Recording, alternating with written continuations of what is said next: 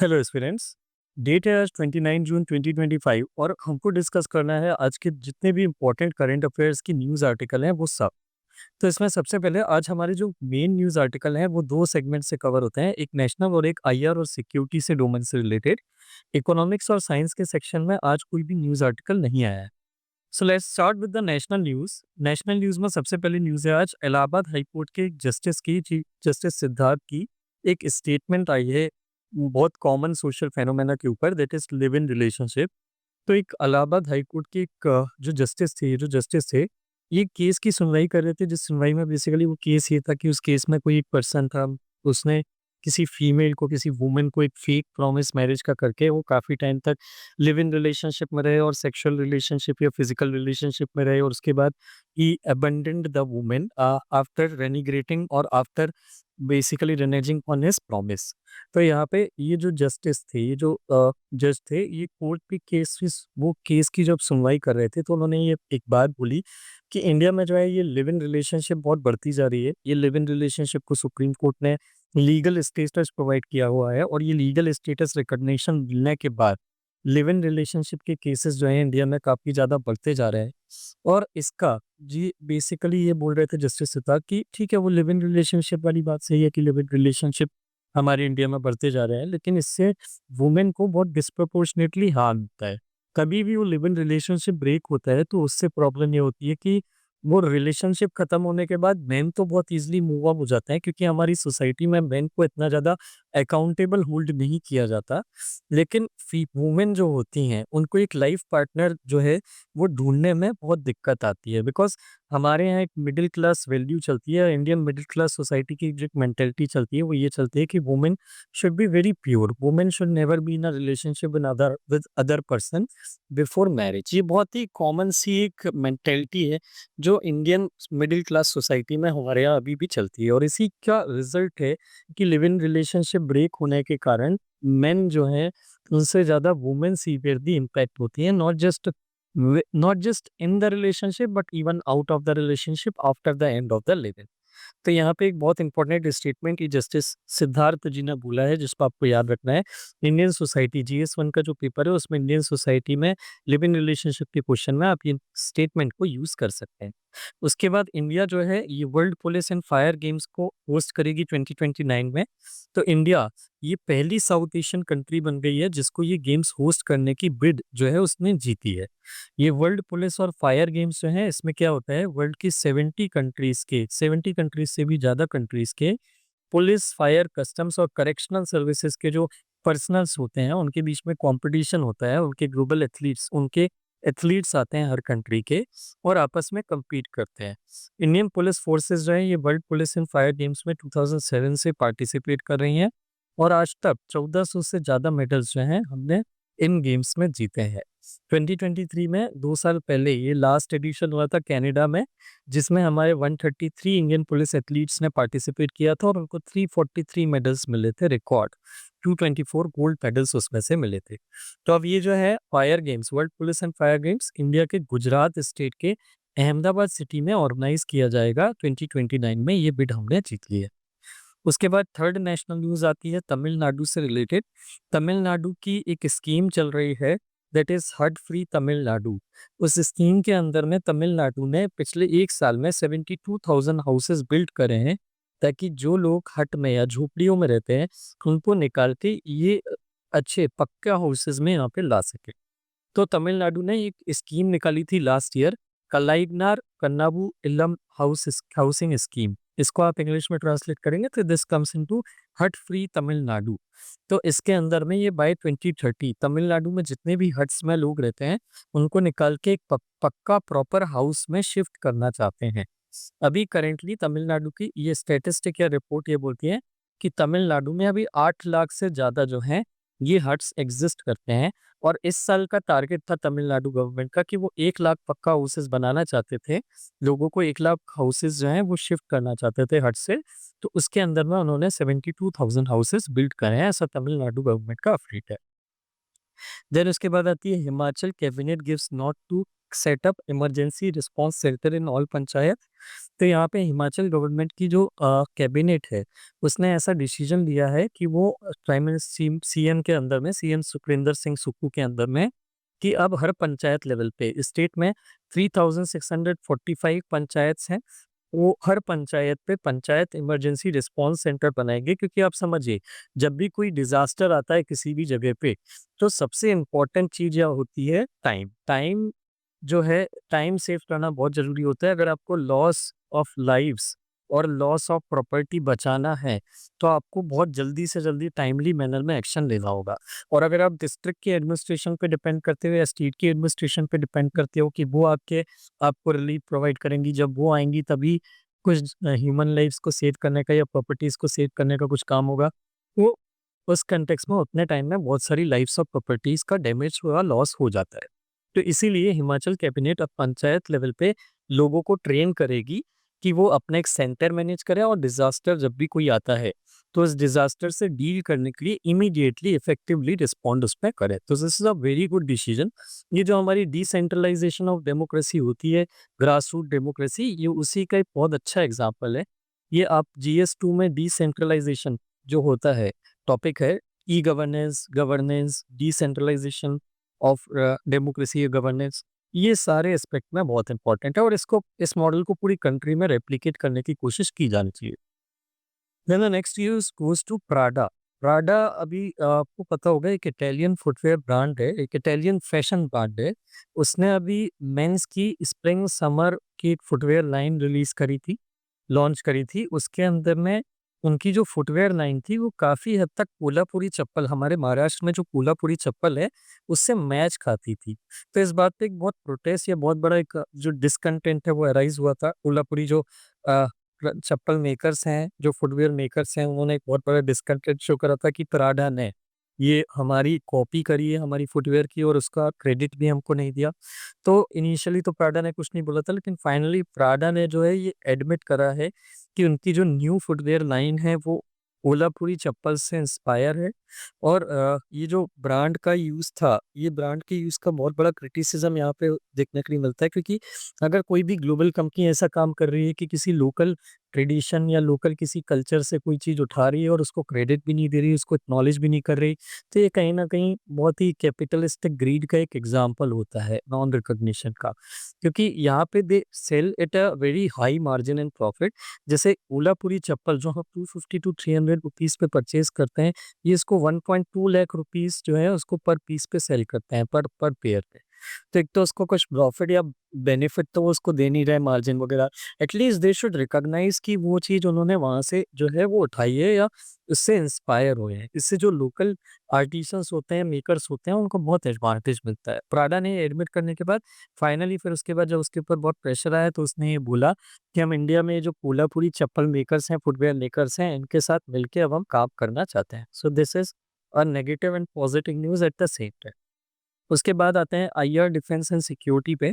तो यहाँ पे रिसेंटली कल एक न्यूज़ है कि इंडिया ने जूट और जूट से रिलेटेड कुछ प्रोडक्ट्स जो बांग्लादेश में मैन्युफैक्चर होके इंडिया में आते थे, उनके इंपोर्ट पे रेस्ट्रिक्शन लगा दी हैं। तो यहाँ पे जो नया डायरेक्टिव आया है, हमारी directorate general of foreign trade है, डीजीएफ की, उन्होंने एक नए डायरेक्टिव के अंदर में ये बोला है कि अब इन चीज़ों का, ये जो जूट और जूट से रिलेटेड प्रोडक्ट्स जो वहाँ बांग्लादेश से इंडिया में इंपोर्ट होते हैं, ये सिर्फ एक पोर्ट के थ्रू अलाउ होंगे, दैट इज नवा शिवा सी पोर्ट जो है महाराष्ट्र का, मुंबई के पास, वहां से। और किसी पोर्ट या लैंड के रूट से अब वो नहीं आ सकते। तो इसका मतलब है इफेक्टिवली बांग्लादेश और इंडिया के बीच में इन प्रोडक्ट्स में लैंड के थ्रू जो ट्रेड होता था, वो पूरा पूरा क्लोज हो जाएगा लैंड बॉर्डर रूट से, और बाकी सारे पोर्ट से भी क्लोज हो जाएगा। They have to come to the west coast India के, मतलब बांग्लादेश यहाँ पे इनको पूरा उठ के यहाँ से वेस्ट कोस्ट पे आके, इस पोर्ट पे आके अपने प्रोडक्ट्स अगर जूट के बेचना है इंडिया में, तो यहाँ से नवा शिवा पोर्ट से इंडिया में एंटर कराने पड़ेंगे। तो ये पहला डिसीजन नहीं है जब इंडिया ने बांग्लादेश के प्रोडक्ट्स पे ऐसा रेस्ट्रिक्शन लगाया है। देयर वाज अ स्टेटमेंट, ये स्टेप हमने इसलिए लिया है दो कारण से। जैसे इंडियन गवर्नमेंट को ऑफिशियल स्टैंड है कि हमने ये ऐसा इसलिए किया है क्योंकि हमारे जो डोमेस्टिक मैन्युफैक्चरर्स हैं जूट के, वो बहुत हाई अमाउंट ऑफ जो है कंपटीशन फेस कर रहे हैं, और उनका मार्केट थोड़ा सा श्रिंक हो रहा है, इसलिए हम ये ले रहे हैं। बट इसका इंडिकेशन या इसका एक दूसरा रीज़न भी है। जैसे रिसेंटली मोहम्मद यूनुस जो अभी करेंटली इंटरिम प्राइम मिनिस्टर हैं बांग्लादेश के, उन्होंने अभी जब चाइना में विजिट करी थी तो उन्होंने स्टेटमेंट दिया था कि जो हमारे नॉर्थ ईस्ट के स्टेट हैं इंडिया के, ये लैंडलॉक्ड है और ये नॉर्थ ईस्ट के स्टेट लैंडलॉक्ड होने के कारण बांग्लादेश उनके लिए बहुत बड़ा, मतलब बांग्लादेश के ऊपर उनकी डिपेंडेंसी है। सो इस बात को इंडिया ने बहुत सीरियसली लिया था। इंडिया का ये बिल्कुल भी इंडिया के लिए फिट नहीं बैठा, क्योंकि एक तो चाइना वैसे भी हमारा एनिमी स्टेट है, काइंड ऑफ एनिमी स्टेट है, जिससे हमारे रिलेशंस अच्छे नहीं हैं। और आप ऐसी बात जाके वहाँ पे बोल रहे हो, एक तरह से आप ये शो करने की कोशिश कर रहे हो कि हम कहीं न कहीं बांग्लादेश के ऊपर डिपेंडेंट है, जबकि ऐसा है नहीं। सिक्योरिटी इम्प्लीकेशंस इसके बहुत high, and this is not the first time कि हमने उनके साथ इम्पोर्ट पे कोई रिस्ट्रिक्शन या कर्व्स लगाए हों। इसके पहले अप्रैल और मई में भी हमने कुछ और भी कुछ दूसरे इम्पोर्ट्स पे, दूसरे प्रोडक्ट्स पे हमने रिस्ट्रिक्शन लगाए थे उनके ऊपर। जैसे मई में इंडिया ने जो है बांग्लादेश से कुछ रेडीमेड गारमेंट्स आते थे और प्रोसेस्ड फूड आइटम्स जो आते थे, उन पे रिस्ट्रिक्शंस लगा दिए थे। सेम काइंड ऑफ रिस्ट्रिक्शन कि आप अगर हमको कुछ भेजना चाहते हो, तो आप हम सीधे-सीधे हमको सिर्फ़ नवा शेवा पोर्ट से ही भेज सकते हो। बाकी और किसी पोर्ट के थ्रू या लैंड बॉर्डर के थ्रू आप हमसे वो ट्रेड या आपको एक्सपोर्ट नहीं कर सकते। This is a very kind of a very negative harm for Bangladesh, क्योंकि अ, नवा शेवा पोर्ट तक उनको कोई प्रोडक्ट लाके सेल करना ये बहुत एक्सपेंसिव पड़ता है और उसके प्रोडक्ट की जो प्राइस है उनके वो बहुत बढ़ जाती है इंडियन मार्केट में आने के बाद, और एक तरह से जो कॉस्ट कॉम्पिटिटिवनेस है उनके ट्रेडर्स के लिए वो बहुत ज़्यादा गिर जाती है। तो इससे बांग्लादेश की जो ट्रेडर्स हैं वो भी बहुत डिफ़िकल्टीज़ फेस कर रहे हैं। इसके अलावा इंडिया ने बांग्लादेश के ऊपर ट्रांसशिपमेंट पोर्ट के रिस्ट्रिक्शंस भी लगा दी हैं। बांग्लादेश हमारे कुछ पोर्ट्स का यूज़ करके दूसरी थर्ड कंट्रीज़ को सेल करता था, अपना प्रोडक्ट्स बेचता था। हमने वो भी रिस्ट्रिक्शन लगा दी है कि हमने ये ऑफ़िशियली स्टैंड लिया था कि हमारे ऑलरेडी जो एक्सपोर्टर्स हैं वो डिफ़िकल्टी फ़ेस कर रहे हैं अपना माल टाइम पे एक्सपोर्ट करने के लिए। तो अब हमारे जो पोर्ट हैं वो हमारे ट्रेडर्स को ज़्यादा प्रेफ़रेंस देंगे पहले, रेदर देन बांग्लादेशी एक्सपोर्टर्स और ट्रेडर्स। तो इससे बांग्लादेश की अराउंड अराउंड 6600 करोड़ रुपीस का जो ट्रेड है, वो उस पे रिस्ट्रिक्शन हमने लगा दिया है, जो हमारे इंडिया और बांग्लादेश के बीच में जो ट्रेड है, उसका 42% कंप्राइज़ करता है। तो इतना ट्रेड हम दोनों के बीच में जो है, अभी नेगेटिव ज़ोन में थोड़ा चला गया है। अप्रैल 9 में इंडिया ने ट्रांसशिपमेंट फैसिलिटी, जो मैंने आपको जस्ट बताया था कि इंडिया ने हमारे हमारे जो पोर्ट्स हैं जिनका यूज़ करके वो दूसरे कंट्रीज़ को अपना माल भेजा करता था, उस पे भी उसने रिस्ट्रिक्शन लगा दी है और फैसिलिटी बंद कर दी है। बांग्लादेश हमारे कुछ पोर्ट्स का यूज़ करके मिडल ईस्ट कंट्रीज़, यूरोप और दूसरी कुछ कंट्री, नेपाल और भूटान को छोड़ के दूसरी कुछ कंट्रीज़ को अपना सामान जो है हमारे पोर्ट्स के थ्रू एक्सपोर्ट किया करता था। इंडिया बांग्लादेश के ट्रेड की बात करें तो 2023-2024 में इट वाज़ $12.9 बिलियन।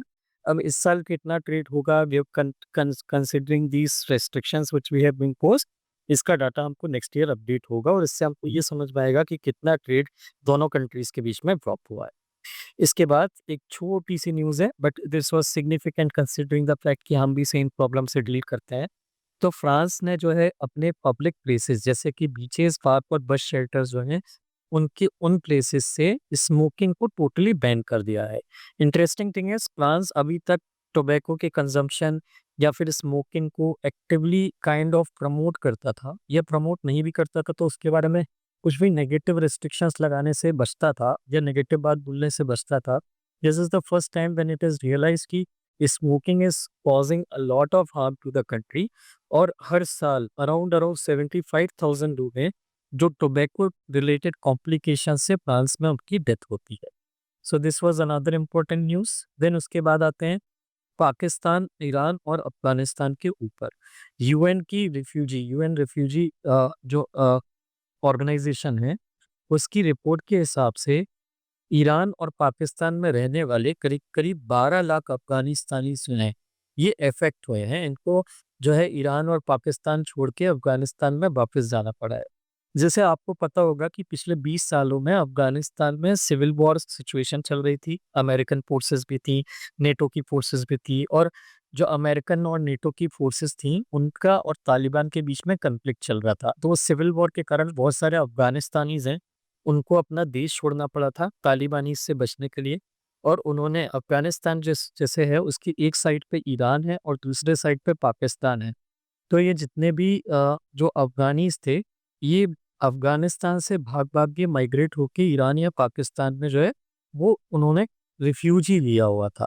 तो अब ईरान और पाकिस्तान ने 2023 में कैंपेन्स लॉन्च करे थे कि वो जितने भी फॉरेनर्स हैं, जो उनकी कंट्री में इल्लीगली रह रहे हैं, पर्टिकुलरली अफ़गानिस्तानीज़, क्योंकि सबसे बड़ा नंबर अफ़गानी इल्लीगल माइग्रेंट्स का ही है इन दोनों कंट्रीज़ में। तो इन्होंने कैंपेन लॉन्च करा था कि अफ़गानिस को अपनी कंट्रीज़ से ड्राइव आउट कर देंगे और इसके लिए इन्होंने डेडलाइन सेट करी थी और डिपोर्टेशन के लिए थ्रेटन किया था कि अगर आप इस डेडलाइन तक हमारा देश नहीं छोड़ते हो, तो उस केस में हम आपको डिपोर्ट कर देंगे खुद। तो ईरान ने इस साल 20 मार्च की डेडलाइन रखी थी कि उस डेट तक आप देश छोड़ के अफ़गानिस्तान वापस चले जाना। पाकिस्तान ने 30 जून तक की डेडलाइन रखी है 1.3 मिलियन अफ़गानिस्तानीज़ के लिए कि आप हमारा 30 जून तक जो है वो देश छोड़ के अफ़गानिस्तान वापस चले जाइए। और पाकिस्तान का एम है कि इस साल करंट ईयर में 3 मिलियन अफ़गानिस्तानी जो हैं, इनको ये अपने देश से निकाल देगा। तो यहाँ पे ये जो 1.2 मिलियन अफ़गानिस्तानीज़ जो हैं इनको वापस डिपोर्ट किया गया है अफ़गान में टोटल। इनमें से अराउंड 7 से 8 लाख जो हैं इस साल करंट ईयर में ये ईरान से डिपोर्ट किए गए हैं अफ़गानिस्तानीज़ में। एंड दीज़ अफ़गानिस्तानीज़ जिनको डिपोर्ट किया जा रहा है they are facing a very difficult situation. UN की जो रिफ्यूजी एजेंसी है उनके अकॉर्डिंग ये अफ़गानिस्तानी जो हैं इनकी लाइफ़ को भी थ्रेट है, क्योंकि अफ़गानिस्तान वापस जाएँगे तो तालिबान इनके ऊपर अटैक कर सकता है या इनको किल कर सकता है, क्योंकि इन्होंने उनके अगेंस्ट में या तो आवाज़ उठाई थी या उनकी रिजाइम के अगेंस्ट में गए थे या छोड़ के चले गए देश। तो इनके ऊपर लाइफ का क्राइसिस है, इनकी शेल्टर का क्राइसिस है, इनके पास ह्यूमैनिटेरियन क्राइसिस की ह्यूमैनिटेरियन नीड्स की फुलफिलमेंट का प्रेशर है। ये सारी चीज़ों को उनकी उनको देखना पड़ेगा। So this is a negative thing for them. So these are the most important news of the day of the 29 June 2025. I hope all the news are clear to you. If you like the video, please do share it with your friends who are preparing for the exam. हमारा M है कि हम रोज 10 minute में 15 minute में 10 से 15 minute में हमारी सारी दिन भर की न्यूज़ जो है इम्पॉर्टेंट बिना कोई न्यूज़ मिस करे, मैं उसके लिए the Hindu, Indian Express, Business Standard, Economic Times, Live Mint, ये जितनी भी न्यूज़ और वेबसाइट्स हैं इन सबको एक्सप्लोर करता हूँ ताकि आपकी कोई भी इम्पोर्टेंट न्यूज़ दिन की छूटे ना। Thank you very much for watching the video.